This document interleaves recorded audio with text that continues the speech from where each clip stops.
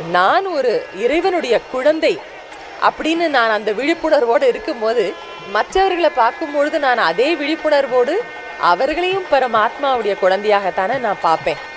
அப்போ என்ன ஆகும்? அங்கு அமைதி மனதில் வருகிறது, அன்பு வருகிறது, மற்ற அனைவரிடமும் ஒரு ஆன்மீக ஒரு அன்பும் மரியாதையும் வளர்கிறது. அப்போ அங்கே சந்தோஷம் நிலவுது.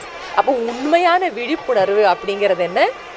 இந்த ஆன்மாங்கிற அந்த விழிப்புணர்வு தான். பொதுவாக எல்லாரும் என்ன நினைக்கிறோம்?